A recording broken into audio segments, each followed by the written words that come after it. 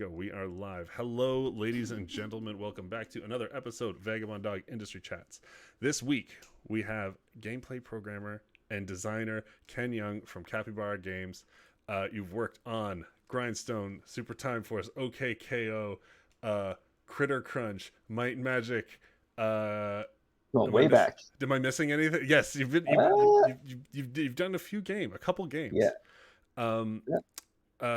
Capybara is a indie game studio in Toronto that has been around for more than a minute now. The reason why you're here is because I've been kind of addicted to your latest release, Grindstone, which is I'll give you an opportunity to improve my description here, but it is a grid match game, if we want to call that genre. Grid match, not quite a match 3, but it's a grid match game where you play a miner kind of character who's going and grinding up these colored critters, and you match chains of characters to churn through and collect resources, get recipes, and progress through a gauntlet of levels. Pretty much, yeah. I think it's all like trying to do a pitch of any kind of game is pretty much impossible. But yeah, it's like a color match, grid-based puzzle game, but also sort of like a RPG battle system at the same time. And yeah, like you play this. I don't know what we call him. We call him a stone grinder, I guess. Right. But the whole vibe of the game is that it's like you're this dude who's doing a 9-to-5 job.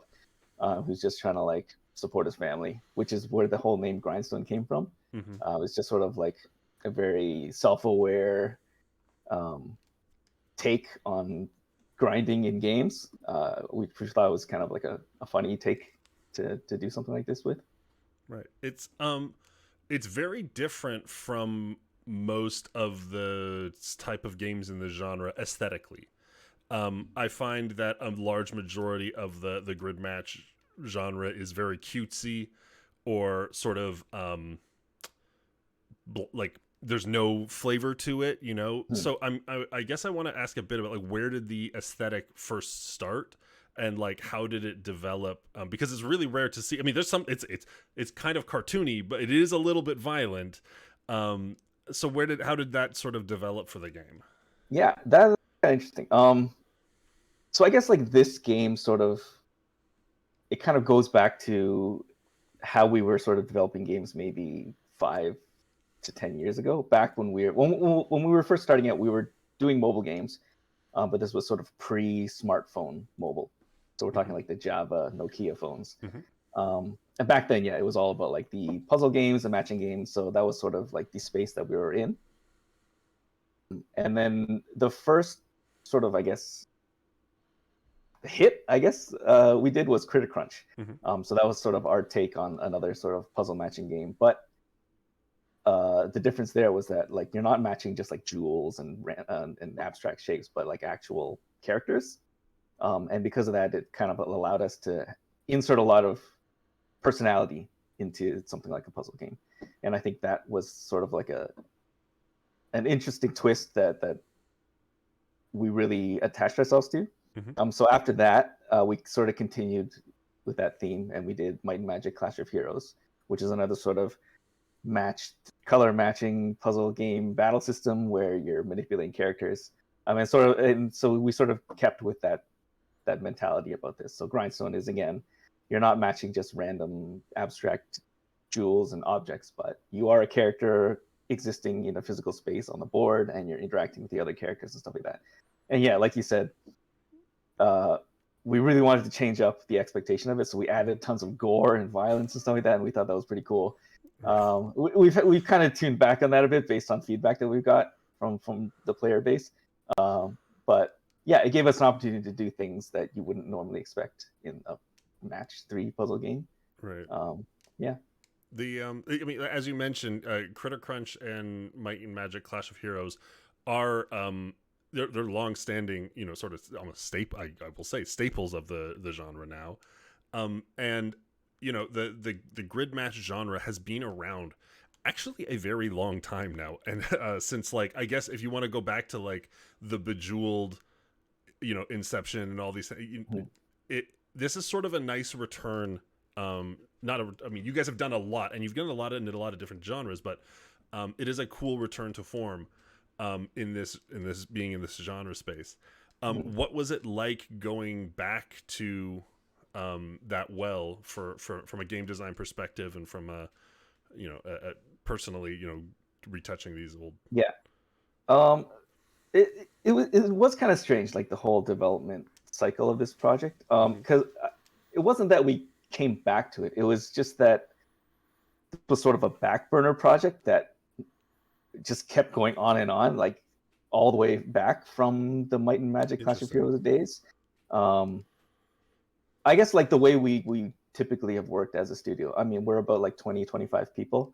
So we usually have the capacity to do like one large project and then maybe one or two small side projects. And this was always kind of categorized as a small side project that like me and one of the artists, Vic or Kelly, would just work on in between time in the big project. So this was sort of just became this project that just dragged on and on forever. Like Right. you could probably trace back probably 10 years. So then, if it's if Um, it's if it's been on the back burner so long, what was the kick that got it to going into full development and becoming a main stage? that is also a good question. I think there was several factors. I think we had just finished Below, which was probably the Mhm. largest project that Capy has done.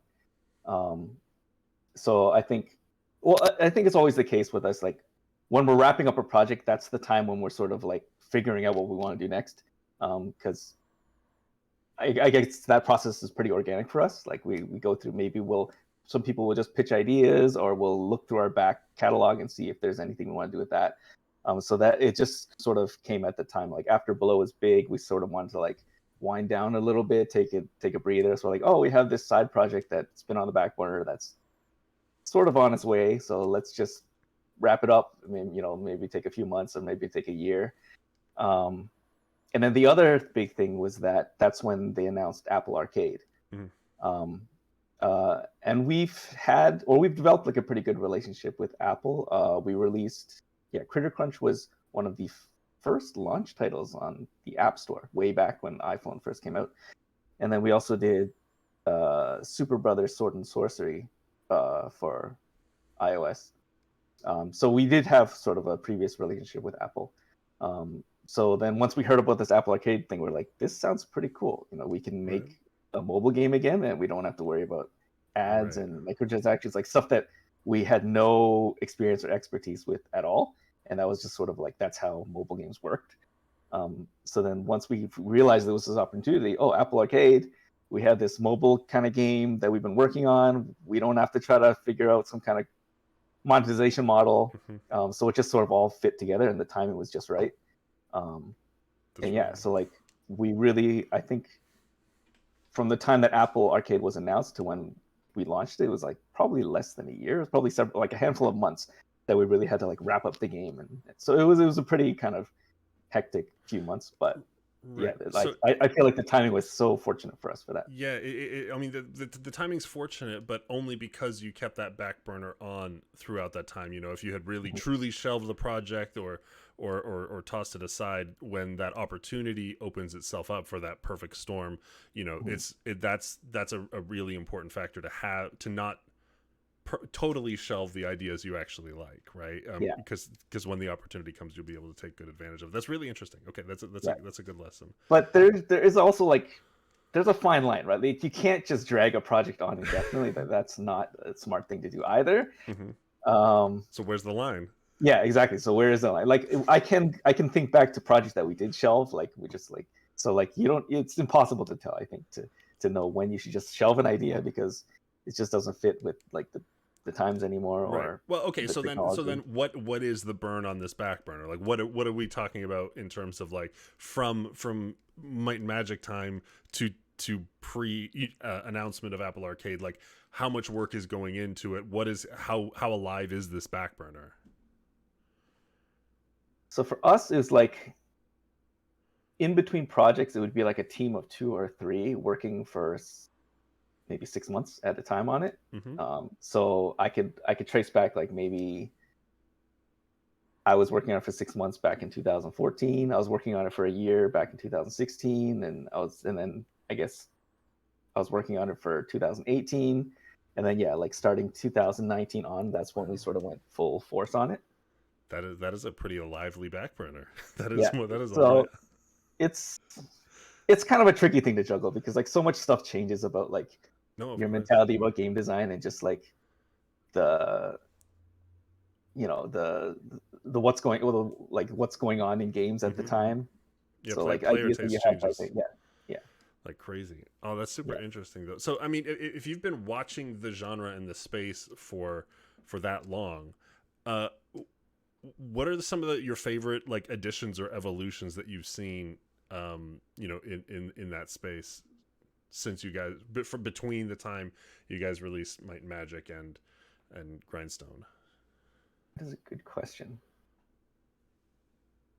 I can't say like I'm a huge mobile game player, but like I think the things that personally I feel really work are like daily engagement things, like daily challenges and stuff like that. And then I think the thing that I like recently is the whole sort of like roguelite Hades, kind of like replaying the thing with different setups and experimenting with different setups. Like I think those things are really interesting hooks that aren't necessarily predatory. Mm-hmm.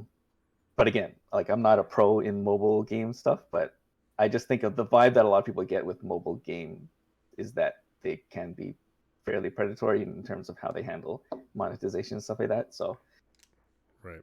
yeah. The daily challenges and the roguelite elements tend to add a lot of stickiness to a game in a really satisfying way. But I'm curious, like, what do you think the stickiest elements of Grindstone are? Why am I so hooked on this game? Because I haven't really dissected that question yet. That is a good question. I mean, like, I would say, like, has it? It could probably go back to the same reason why, like, Bejeweled is sticky, because there is sort of like an aspect of it where you can kind of like turn off your brain and you kind of just go into autopilot. And once you're in that mode, as long as you're throwing like juicy sound effects and like screen particles and stuff like that, it just sort of like is just like clicking a thing in your brain that just is pleasant. It's just a pleasant space to kind of be in. And the fact that it's turn-based, so you're not really like pressured to do anything. You can just sort of casually, while you're watching TV or something, play the game. And like, yeah, the other thing about our games is that we try to make them fairly easy to learn. So just the general idea of it is very simple to grasp, and then the more you invest in it, the more layers sort of unravel, and the more complexities the game like it opens up with the game. It's that return to primitive, looking through the bushes for the right colored berries. That that survival instinct, rooted deep within the psyche, I guess. Yeah. So no shots fired here, but it seems like an easy game to make. So I'm curious. What are there any things that are surprisingly difficult about Grindstone in particular, or the genre in general, to build? Yeah. Yeah. So I think you have a good point. Like, I think when you look at any kind of like successful puzzle game, you like, it definitely is it is true that the underlying concept is a very simple thing, right? Like, there's nothing crazy about like color matching and like the board dropping, and all that stuff. I think the thing that makes the difference is the minutia in the game design details. Like, so in our game, you draw a path, and then that path dictates how strong of like an attack you do, and then that attack value goes into figuring out whether you have enough power to like kill this enemy, and then the way the board drops and what cells around an enemy are dangerous. Like, there's these little details that really could make or break an idea like this. Mm-hmm. Like if, yeah, for example, like right now, enemies become aggro, and then when they're aggro, like the top, bottom, left, and right cells become dangerous. So if we were to make all 9 cells around that enemy dangerous, then that will really change up the feel of the game. And that's something that we spend a lot of time like fine tuning and tweaking to make the whole package work. Um, so yeah, like it is true that the idea of it is very simple, but it's the care that goes into the little details. Right. And then on top of that, it's very easy to have an idea that works for 5 minutes for a 5 minute Right. game, but to build it in such a way that it can support enough secondary systems to become like a full-fledged 10, 20, 50-hour game. That's another thing that requires a lot of game design experience and know-how. Right. So I mean, how much of that is game design experience and know-how versus your gut instinct? And this is a question I often ask myself when designing my stuff.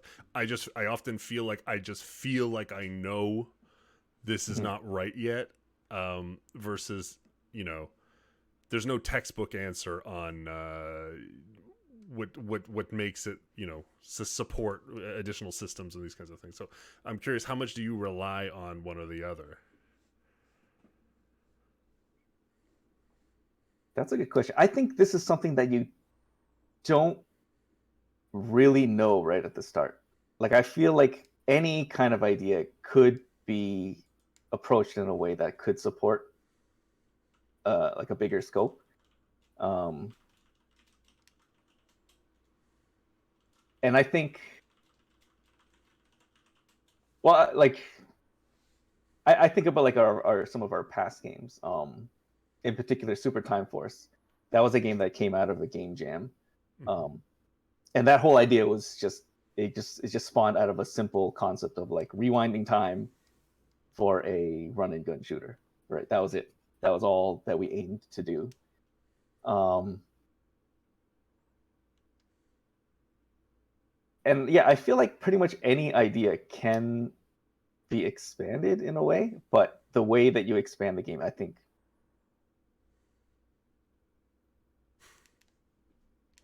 Yeah, I don't know. This is a tough question, I think, It's because yeah, fine. It's the voodoo. It is the voodoo of being a good game designer. yeah, It's I'm right. just the question. Yeah, the question that you make me think is like, are there ideas that are just not capable of supporting a larger scope? And that's the question I don't really know. Right, because to find out, we'd have to go down that road, and we'd end up making another game. Yeah. That's cool. Is there anything? Programmatically difficult about Grindstone, or like what were the biggest programming challenges in that game? Um. Well, like so, we've had a lot of experience like making like grid-based puzzle games. So like all of Got the that grid was down. yeah, nothing too crazy. But it did kind of go through, I would say, 3 different programming languages just because of how long that project went. Like it started off as just being like a simple 2D engine that I wrote in C++, and then we moved it over to Java because we felt like it was going to become an Android game or Mm-hmm. something. And then after that, we're just like, okay, well, we want it to be cross-platform, so let's port it over to Unity. So anytime you're looking at like a really old code base, and anytime the code has been ported to multiple platforms and engines, it's a huge mess. And like, yeah, I have to be honest, like the Grindstone code base is a huge mess. Um, so that's one thing.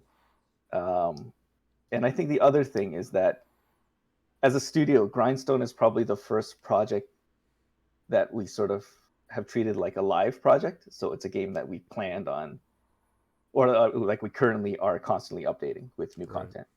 Um, so that's something that we've never done as a studio before. So anytime we've built games, and when we initially built Grindstone, like we really had none of that in mind.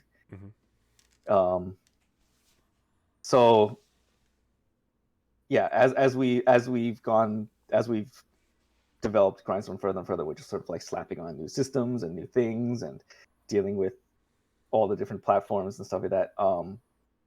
So that to me has been like the most interesting part in terms of technically about Hmm. Grindstone. It's just like the challenges and the logistics of like constantly updating a game with new content and what that means. Yeah, so I've found myself in that position now, uh, but I didn't intend to be there. I just Mhm. finished, I shipped, people requested things, I started adding them, and then Yeah, I haven't stopped for over a year now. yeah, yeah. Um, what did you guys do if it was your intent to do a live game? What did you do to set the game up for that functionality, and like, was there anything that you did in the back end or whatever that was really helpful, so any devs who are hoping to uh, make a live game would benefit from knowing. Hmm. Well, like to be honest, when we initially built Grindstone, like we did not have this in mind. Yeah, yeah, We didn't realize this would be such like a long tail project that it has become. Um, I feel like in terms of tech, there's not much that needs to be done. I mean, like,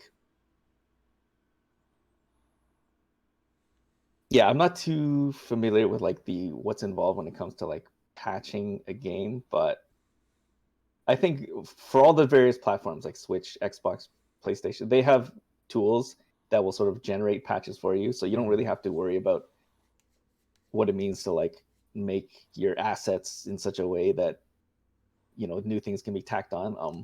You Right. just sort of build the whole package, and then it sort of like parses out the differences for you and stuff like that, which was pretty cool. But if you were to think about it in terms of like game design and stuff like that, like for us, we intentionally don't have like a hard ending of the game. Like, I Right. don't know how useful that of advice that is. It just sort of we design the maps and the story in such a way that it's not a problem that you just tack on more and more to it. Um, The grindstone never but ends. yeah, but I think yeah, it's almost impossible to really fully predict what how like what you want to expand in your game. Because for us, that's the question all the time. Like oh, we need to do a new update. We don't just want to be doing the same thing, so Mm-hmm. it ends up changing some kind of fundamental systems, and then we have to go back and like redo a lot of stuff and redo a lot of screens and UI and game flow. So even for us, like I feel like we don't have that experience yet to know the best practices for doing this kind of stuff. But Right. so far we've managed it, and I feel like moving forward we probably have yeah done things a little bit differently. Um, Right. I feel like there are things you can add to a game that fit within its modularity without break. Like if you were to make there's a part in the game where for those who haven't played it, there's a part in the game where you can talk to, I guess, a cook of sorts, mhm, and you bring chopped up bits of the mhm, critters you have killed, and you can make recipes, right? And these recipes have game board effects. Like that is an example of like a modular system that doesn't always need to restructure the whole way the game works, but yeah, you can add in new things there, and it's not those, yeah, so those kinds of systems, I guess, are yeah, yeah, the yeah. best I things. guess that kind of goes in hand with like the way we usually design games. Like yeah, like you said, like modular systems, like adding new levels. That's an easy thing to do. But also like adding new swords, adding new shields, adding new Right. potions, adding uh adding new armor, stuff like that. Yeah, so like for us, we like to like kind of like always turn that up to 11. Like if we're gonna add swords to the game, let's have like a ton of them and try to make them all unique. So for us, it makes it kind of easy to like tack on stuff in that sense. But yeah, like you said, like the system you were mentioning, like the whole cooking creep guts into recipes, that entire system was like a thing that we added, I think, just probably last year. So that is an example of like an entirely new system that was never in the game. We never had anything like that, but it That's was a just lot of like work. yeah, That's but not easy. yeah, Okay, yeah, there's a difference between easy to add stuff and not. That's a tough one to add, man. yeah, Um, you mentioned that, like, because the development, the slow burn development had been going on for so long that the code base has gotten kind of messy. I was curious. I'm a solo dev, and I'm trying to get better at collaboration. What are your best practices for building code that your coworkers don't hate looking at? I Is this think a sore I'm subject? horrible at that. Apologies. We can't even decide upon tabs or spaces Oh at this no. point. Okay.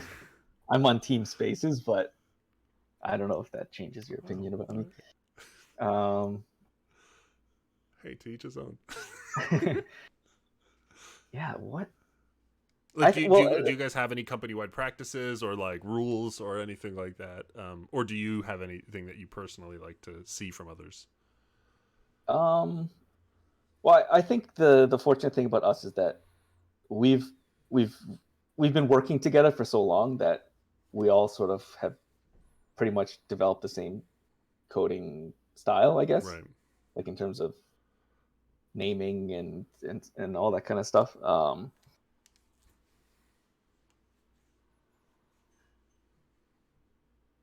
And like I think the way we develop is that usually individual people have ownership of an entire system. Mm-hmm. So very rarely do other people have to like meddle in other people's systems. Like, um, so it's not a huge issue. It's not like 5 people writing code in one function or anything like that. So usually, yeah, it's not the biggest deal in terms of like making sure everyone understands all of your code at all Right. times. But I I think the thing that helps me the most is just really utilizing version control. And I know as a solo dev, that's probably like Yeah. when I do solo stuff, I don't care about version control. I'm just like, whatever, I'll just make changes. Who cares? Um, but yeah, when anytime you're working on a big team, version control. For those people you don't know, it's like everyone's working within like a code base, and then you make changes, and then you kind of like submit your changes to the server, and then everyone else can pull and get all those changes. So that it means that like everyone's working at their own pace, and then once they're done their work, they submit it, and then in case anyone doesn't know what version control is, I'm sure most people do. It's a very good way But of finding out who's to blame when things go wrong. yeah, exactly. So like anytime you're trying to investigate an issue, you want to pull up like the history, and it'll show you the logs of like who did what change, and I think it's important to like really comment your changes so that Mm-hmm. if you're looking back, you can see why someone made a change. Like, oh, I changed this because I'm trying to do this, and that makes more sense rather than just like what I did sometimes. But I would just like comment out code and then just like rewrite it in the way that I want, and there would be no comments, and I'd have no recollection of why I did this. Mm-hmm. And I think that's the source of a lot of the issue when anytime you're working on a big team, at least for me personally. Yeah, I will say as a solo dev, I've tried to get into the practice of version control, even for the sake of noting my own progress. Mm-hmm. Sometimes when you're working alone, like, man, you can just like totally forget what you've done and like feel like you've had no forward momentum on things, and then you go and you look at the version control or the change log, and you're like, oh wait, I added like 15 new features in the last 2 months. Like, that's a really important feeling to keep around. And so, Yeah. though I will say my comments are not always the best, and nor do I submit properly all the time. Yeah. You mentioned that usually people have control over whole gameplay systems. And I believe your title specifically is a gameplay programmer / designer. What does it mean to be a gameplay programmer versus a generalist? Does your company have generalists? I don't. Yeah, I would say yeah. We have a wide range of like programmers who are skilled at different things. Like we have really skilled tech programmers who are good at engine stuff, or graphics programmers, um, programmers who are really good at porting, like whatever is required to like working on the different platforms and APIs and stuff like that. So there is a wide range, and like I feel like as a programmer, like I think anyone is capable of doing any number of those things, but it's more of just like what do people enjoy doing. Right. And yeah, I would say the difference between like a gameplay programmer and a generalist programmer is that a gameplay programmer generally has to keep in mind a lot of game design, like just have a lot of keep in mind a lot of game design stuff anytime you're trying to make decisions about how to architect stuff, as well as just like knowing things like feel like this Right. feels good if I use this type of like tweening or whatever, or like, you know, things like that is not very useful as a generalist programmer. Or But when you say that a gameplay programmer must keep in mind a lot of things, do you have any good about the game? I assume you mean the overall game plan and like making sure this doesn't clash with a future intention. Do you have any specific examples? Well, okay, so for example, just say like a designer has an idea about, okay, I want this sword and I want this sword to do XYZ. Mm-hmm.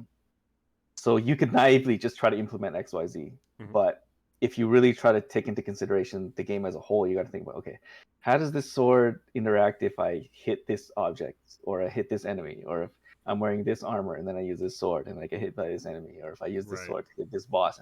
So you really have to think about the game as a whole and like the implications that it has on game design, on top of the task of implementing, Right. like the challenge of implementing it. And I think just most people, most of the programmers who are involved in any of the design discussions sort of kind of are aware of these things, but I think that's the difference that makes like a good gameplay programmer versus normal programmer. It's just like you really have to prioritize that sort of thinking, and even if it means dialing back on some ideas because you realize like just the implications are too difficult, that's just something you have to do, and that's something a gameplay programmer will do. So what's the process then when a game design idea for Sword XYZ comes down and you as a gameplay programmer realize, oh no, when this interacts with a king creep, it's going to destroy the game. How do you what's the back and forth process like for you guys, resolving the original design intent versus compromise? How do you guys deal with that? Yeah. I guess another benefit of having a team that's relatively small is that like it's easy to come to a consensus about stuff. So that if like a programmer says one thing and a designer says another thing, like there's not really a strong argument to go like of why one person would be more right than the other. Me personally, like you mentioned, design intent. Like I try to, like, if there is an idea that a designer has and it just has too complicated of implications, then I just try to like ask, like, what is the intent of this sword? Like what is the vibe of this sword that we're trying to get with this idea? Like the idea, if it is the idea like we want to introduce like a poison effect in the game, then maybe there's another way of doing that, like to get that same feel or that same vibe of a poison sword, but just do it in a way that doesn't cause so much craziness in terms of how it interacts with like a whole bunch of different things. And I think that's an important thing to be able to do. It's like you're not trashing an idea. You're just trying to come up with different approaches to achieve the same goal, but in a way that, from a programmer's point of view, doesn't kill them. Like you're not killing them by asking them to do it this way. And as a designer, I think it's important to realize that as well. If you're a designer, you have an idea. It's not that programmers are trashing that idea. It's like there's just implications that are kind of maybe over your head as a designer, or just implications tech-wise that. Right. And again, as a designer, it's pretty important not to kill your programmers too. Yeah. But again, that's an interesting dynamic. I'm curious, like, again, no shots fired to coworkers here, but what is the difference then between someone like yourself who's a gameplay programmer / designer and someone who's just a designer? You guys do have strictly designers, right? Yeah. Why would I ever have a designer if I can have a gameplay programmer and a designer, other than you being super rare? I don't think it's that we're super rare. I think designers have to look even wider. I mean, like as a gameplay programmer, like I can keep in my brain like one system of the game. Mm-hmm. But as a designer, as like just a designer, I think you have to keep in mind the game as a whole, like the theme as a whole, and things like, I guess one example is like game economy. Like that's not something that I can sort of like hold in my brain at any time. Like if you were to ask me like what's a good reward for getting a chest on level 125, I'm like, I don't know. But that's something that the designer would probably be more aware of. Like they understand like the game as a whole, the trajectory of the game, like the progress and all that kind of stuff. So I think it's more just a matter of scope and how granular you're looking on it. In the same way that like a producer just has to know like so many more things just about like management and stuff like that, as well as knowing about how the game works. So it's just kind of like drilling further and further in. That's a really good way of looking at it. This like many tiered microscope that everybody's got to Yeah. be on point for. Yeah. I really like that. It is interesting talking, about the company structure because, you guys are a 20+ person studio. That is, a level that I would call just, like stable indie or like post indie or like indie plus. Like you got 20 is not a small number. I mean, Yeah. I'm talking down here from two people, so Yeah. it is quite impressive. I'm curious. Is there what is it like? Working in. I mean, you've been there for a long time, so I guess it's a bit of a hard comparison. But what is it like working? With so many people, from my perspective. Yeah. Well, again, like, yeah, we are like 20, 25 people, but it's not the case that like a project has 20, 25 people on it. Mm. I would say a majority of projects is like 4 to 10 people. So yeah, I would say that's the space that I'm most comfortable in, like within the 4 to 10 people team size. And I feel like that's not too far off from like a 2-person team size. Right. It's just Yeah. like the difference is like you're adding on like a producer and like an extra programmer or something like that. But yeah, I think you're right. Like there obviously is a difference when you're talking like we're an indie studio of 2 people versus we're an indie studio of 25 people, right? There is a vast difference. But again, like you asked me that question, and then I asked myself the question of like, what would it be like if I'm working at Ubisoft on like a 200-person Right. team? Like to me, that's just like so scary and like overwhelming.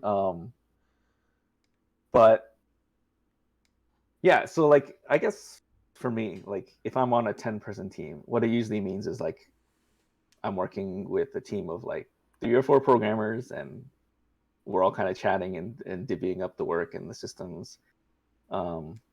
There's a producer who's overseeing the project, keeping track of schedule and timelines and keeping track of tasks and make sure everyone's on time with their things. And then there's usually a designer that we're having meetings back and forth with to hash out the new ideas and systems that we kind of plan on doing. And then we have artists who we sort of just like we like send off a task list to them, and then they'll come Right. back once they're done all their stuff. And Beautiful then relationship. I love that yeah, relationship. yeah, yeah. It's kind of weird. It's like we kind of have a distant relationship with artists, and then even further distant relationship when it comes to sound. So we have like one dedicated sound designer, and then we have another dedicated guy who does all the music. And those are always I always feel kind of bad because like those are always feel like the lowest priority in terms of like things that we worry about. It's like, oh, we have a deadline, and then we don't finalize all the animations and timing until like 2 days before submission, and then Right. the sound guys like stuff. I've seen those numbers in other studios of smaller and larger size, and I feel like it comes down to a certain level of trust in the music guy or the audio guy. It's just like we know they're gonna deliver good stuff. Like it's just a matter of getting the spec sheet to them in time to let them do their magic. Yeah, that's a good point. Like again, like since we've all as a studio been working with each other for like 10+ years, pretty much everyone here is like there is that level of trust where we don't feel like there's going to be a ton of back and forth when it comes to art or sound. Mhm. So we feel pretty comfortable. Like once we have solidified the design and we know how everything works, then we just shoot it off to the artists, and then they'll send us back stuff, and we'll just love it immediately. And maybe there's a few tweaks there, but I think that goes a long way in like making a project run smoothly. Once you have that trust and like there's not so much back and forth, and like you just let the artists do their thing, even if it's not what you initially pictured in your brain. You know, whatever they give you is probably going to be something way cooler than you probably imagine yourself. Right. Um, Is and there? yeah, I think yeah. Oh, sorry. I was gonna say, is there anything that you lament about being in a team this size, either it being too big or too small?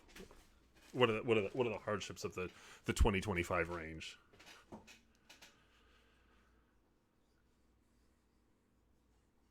Again, it's hard for me to say because this is like the only place I've ever worked, so I'm not familiar Right. with what it's like to work on a bigger team.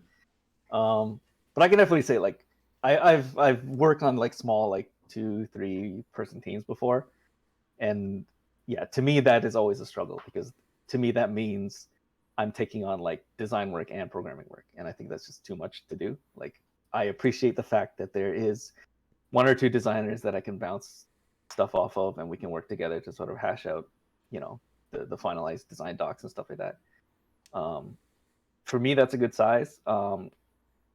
And I guess the other thing I like about this size is that there's no like hierarchy of programmers really. It's not like you have like a lead programmer who's like dictating things to like junior programmers. It's like we're all sort of just like on the same level, and we're all just in charge of like different components of the game, and we're all sort of working together and communicating with each other.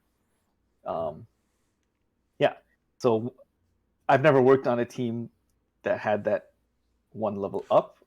Well, okay. So then let's frame it this way: when you started, how big was Capy? When I joined, I think we were like 10 to 15 people. Has So it anything wasn't, gotten easier or harder than as it's grown? I would say a big change was probably in the past 2 years when we really started looking for producers, Mm. like dedicated producers with experience producing. Because before that, I think like the producer role was just like the same thing as like the project manager or whatever. Like it was just whoever was not programming Right. and stuff, or like they just took the role of the producer.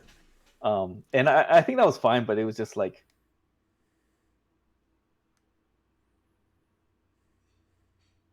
I don't know how to say it, but like, yeah, just like having people with experience producing, Mm-hmm. um, it really sort of at least showed me what it's like to have like a process in place that's very much like all the gears are turning together, you know, rather than just feeling like this Wild West thing, which it always kind of felt like back in the Right. early days at least. So it's nice to have people who've had experience working in AAA.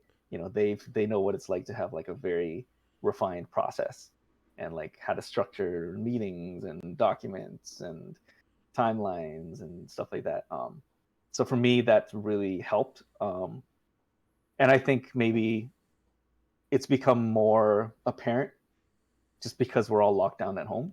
I Right. think that sort of really becomes more important. The fact that we have so many meetings all the time, every day, you know, we have so many documents to look at all the time. That's just something fairly new to us. I would say, yeah, within the past 2 years. But definitely, I can see the value, especially the fact that we're all at home and we're not face to face. And so having a quality producer, which is something that a lot of indie teams don't value, Mhm. I or can't afford, or for whatever Yeah. reason don't have, that you find leads to what, less downtime or less uncertainty about what people need to be doing, or less waiting for other people's work to be finished to progress, or what is the net benefit other than everybody knowing what time their meeting is?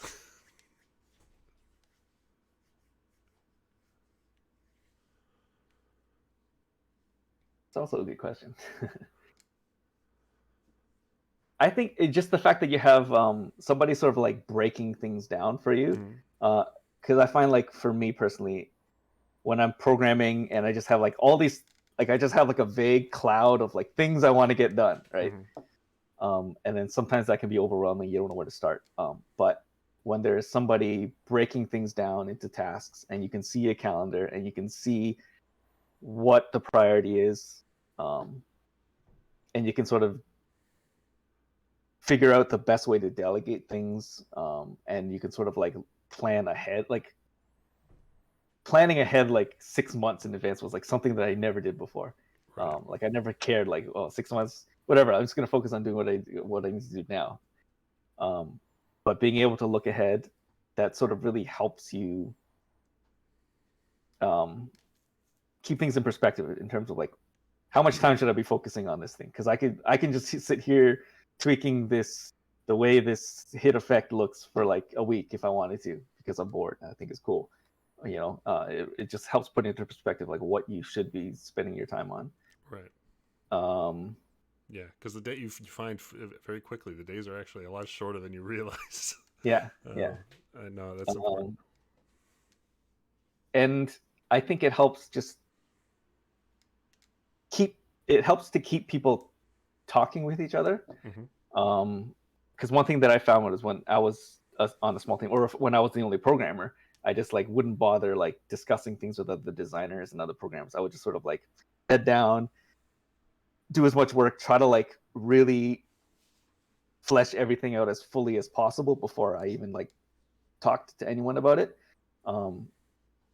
And I feel like that's probably not the best way to do it, because it's better. It's usually better to get feedback earlier on, just because there's always a pretty high probability that an idea will pivot.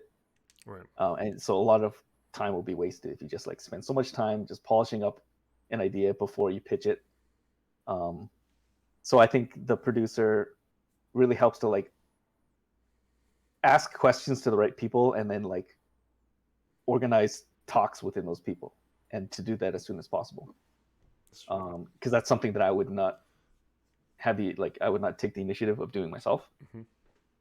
Yeah, no, it's something that we've never really had to deal with. So I'm always curious to know, because we, despite being a super small team, are always trying to get better at, our schedule management, our project management, and making sure that we're those goals we have 6 months down the road. We're not like suddenly 2 weeks away from them and being like, oh shit, we totally can't make this happen anymore because we haven't managed ourselves well enough. So I don't think we're at the stage where we like could even potentially use an outside force, but I'm glad to know that the principles all work. Yeah. Like, oh, you're going. Oh, yeah, because like I feel like another trap as like a solo programmer is that like sometimes you try to be like a hero. You're like, oh, we only have 2 days before submission, but I'm gonna like stay up all night and implement this and finish it. Right? It's like that's something that you kind of people like programmers tend to want to do. Yeah, but then I actually do it, and then and then it like just fuels this like negative reinforcement for next time. Exactly. It's a brutal cycle of like believing like, in yourself too much and then actually pulling it off. Yeah, I mean, like it's cool that you can pull it off, but I think it's not a sustainable thing. Mm-hmm. It's not a thing that you can really like. It's not healthy. Put in a process. Yeah, so like, I think a producer really helps to like put limits on that. Like they'll see like, okay, we only have 3 more months before this. There's no way we can get all this done, so we're gonna cut this. We're gonna cut this, and we're gonna like scope down on this, right? So as a programmer, that's something that I would never. It's hard. It would be hard for me to admit that I would to do. Like I would not want to say, oh, I want to scope this out. It would just mean, oh, I'm gonna like pull a few more all nighters and do it.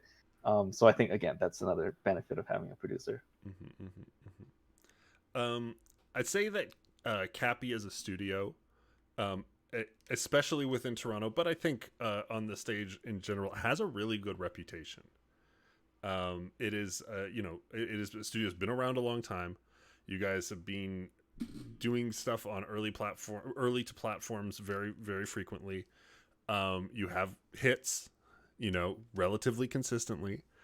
And you have a level of professionalism to the studio that is sometimes uncommon in the indie space. Is there anything about the culture at Capy that you attribute this to?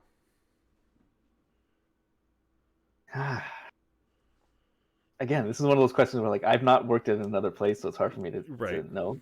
But the one thing that struck me when I first joined Capy was that like it was just like a group of friends, Mhm. like foremost before even being a group of game designers. Because I think when Capy started, nobody had any formal education in game design. Nobody had made any games beforehand. Um, so it was more the most important thing was just having a good working relationship and having good chemistry with all of the people you work with. Um, and I think that has carried through in terms of like how we hire people. Like we don't hire very often, but when we do hire, it's not as much about like who's the most technically competent. It's like it's more who sort of fits in with the culture of the studio. And like I know that can sound like Right. it can come off in a bad way, but I mean like what it means is that like different personality, like obviously different personalities work together in different ways. So it's a matter of finding the personalities that work together in a way that doesn't cause a lot of friction. And like, yeah, generally people that you feel like you can be friends with and get along with, as well as like obviously you want them to be good at what they do. Um, and I think the other thing is that as a studio, we've really cared about like the work-life balance. Mhm. Um, so we've been really good in being very flexible in terms of work hours. Like me personally, I'm a very like late starter. So I'm not like an early morning person. But like there are some people who are like super early Mhm. starters. Some people are super late starters. Some people like to work through the night. Um, and like we've never really clamped down on that as a studio. We've always tried to work around that as best as we could. You know, some people work out of town, so they can work from home several days a week. Like, I mean, we're talking when we were working Yeah. at the office. Like, some people would only come in the office 3 days a week, and that was super cool. Everything worked out. So I think, like on the surface, you could look at that and say, like, that's kind of a weird, inefficient way to run a studio, right? You know, not having everyone there to have early morning meetings, or like, you know, people not being there all days of the week. But I feel like the net result is that just everyone's happy, everyone's in a good mood, everyone's excited, everyone has the energy, um, you know. And then I think when it comes to deciding on what kind of projects we want to work on, that's usually very much a studio-wide thing. Like we'll go through processes of pitches where everyone has an opportunity to pitch stuff, and we'll be very transparent about the stuff we're working on, just to get everyone on board. You know, yeah. Again, it's hard for me to say because I haven't worked at another studio, but like these are the things to me that seem like the key elements of what defines us as a studio. Mhm.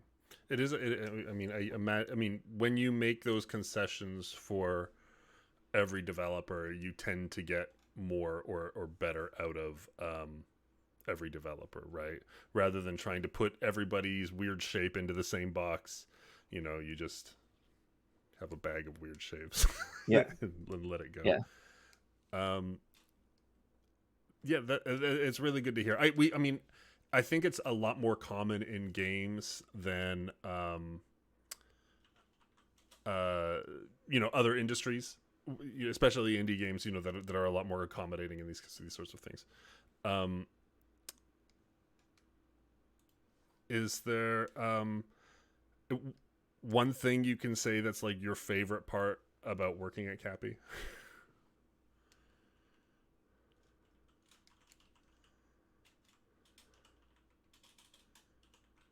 I would say it comes down to the people.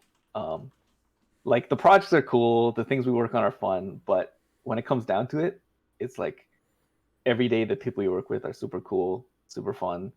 Um, like I consider them like friends, and I've known them for so long, like it's almost like they're all family to me.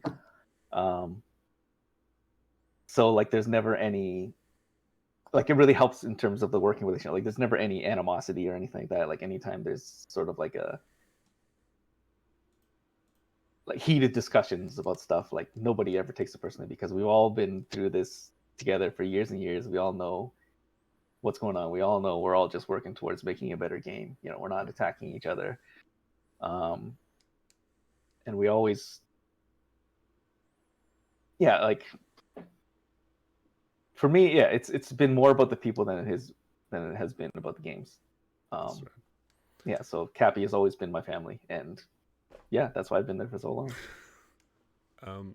I guess as we wind down, I usually ask this question to our international guests, but I'm curious to hear a Toronto perspective. What are your opinions of the local development scene, and do you think there is anything unique about the Toronto game dev culture?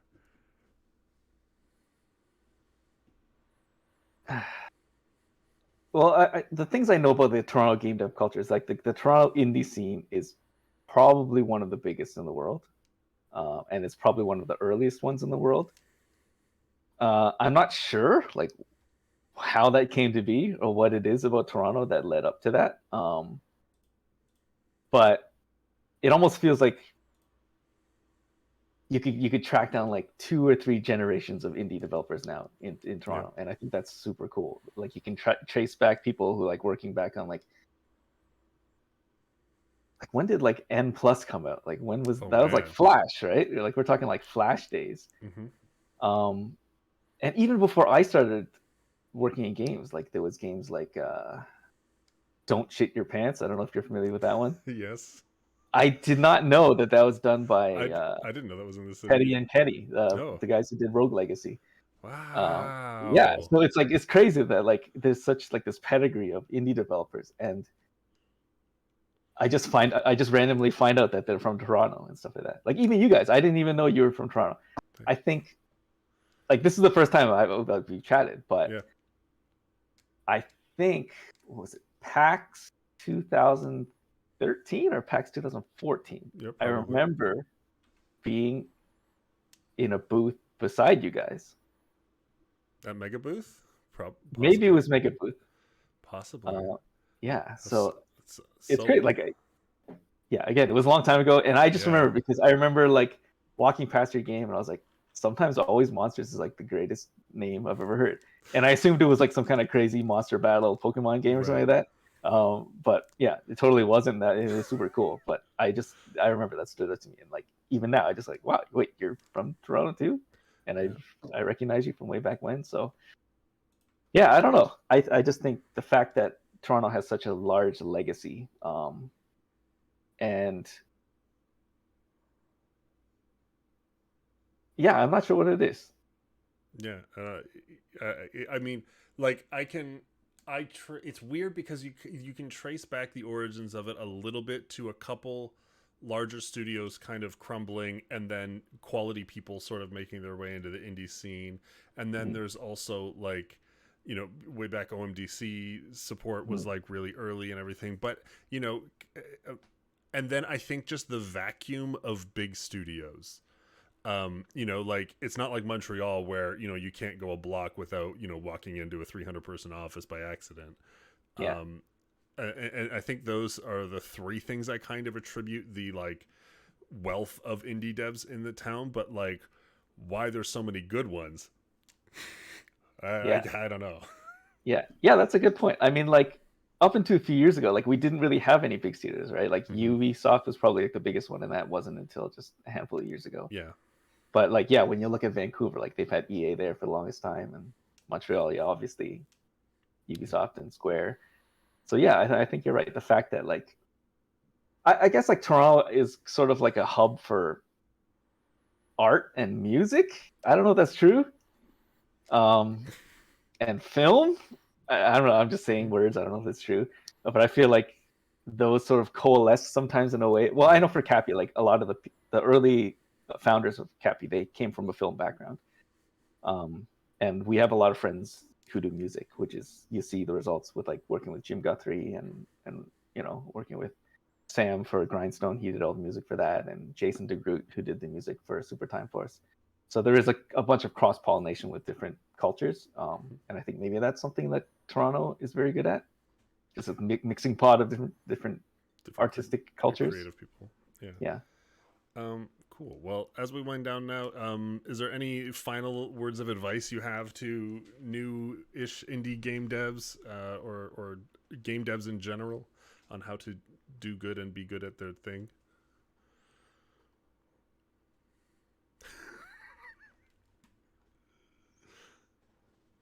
I guess we didn't talk about this, but do game jams, get involved with game jams, because that was the thing. That was the thing that really, I think, helped sort of like kick my ass into gear. Because before that, like, yeah, game jams really give you like a sense of ownership, and like it gives you an opportunity to really like put your neck out there and try something, and it really motivates you to finish something, which is something that I find is hard to do just sitting at home by yourself. You're like, I have this idea, I'll start programming a few functions and then I'll just give up. But when you're at a game jam, I mean, when they were in person, you know, being in an environment where there's tons of people, there's tons of energy, you look around, there's tons of like talent and motivation. That sort of environment really helps, you know, kickstart you to finish something. And then once you finish something, I think that's sort of like turns a notch in your brain that reminds you like, yeah, I can really do something, and if I have an idea, like I can really like take a stab at it and get something out there. And then seeing people play your weird little game jam game is like the highlight of every game jam, I think. You know, seeing people like laugh and ask questions and stuff like that playing your game. We love our game yeah jams those here. are, yeah, those are the things that really like motivate you and keep you going. So I think everyone should give that a shot if you're, you know, and you still find time and room to do game jams even though you're a real big boy professional. Yeah, I mean, I didn't, admittedly I didn't do it this year or last year since the pandemic started, but pretty much every in-person TO jam I've been involved with since I don't know, 2010 or 2011, and it's always something that I look forward to. And like as a studio, yeah, like we help sponsor the events of it, but we also understand like if like we're very open, like if anyone wants to do Toe Jam, please take the Friday off, and you know, and then once you're done, if you want to like showcase your game, we'll take a day and people can showcase the Toe Jam games at the studio. And another thing that like for a while we were trying to do yearly Capy jams as well, like before the Christmas break, you know, for the week before we wind down, let's all just have fun and do a game jam thing. So we always treat it as sort of like a fun little treat as opposed to like some kind of crazy crunch deadline-y thing. And I think that's helped. And yeah, we really try to cultivate that sort of mentality at the studio. That's really cool. That's really good. Yeah, we love our game jams here. We have a very, very bizarre one going on right now. I heard about that, the relay jam relay thing. jam. Everybody gets 24 hours with the code base, and that sounds like a disaster to me, but that sounds I'm looking cool. forward to the nightmare it produces. Yeah, that's cool. Yeah, that's good. Yeah, so obviously, guys, go check out Grindstone. Is there anything else anywhere you want to direct people before we sign off? Grindstone free on Apple Arcade if you have that. It's on Switch. It was just released on Epic a few weeks ago. So yeah, if you want to check it out, it's all there. Good fun. Yeah, that's it. All right, everybody. Well, thank you, Ken, for coming on. I really appreciate it. Yeah, thanks for having me, man. This was like a totally awesome chat, and we should do it more often. Yeah, it was really fun. I really enjoyed it. Guys, I will see you all tomorrow. We'll do more boring game dev stuff. Bye. Later.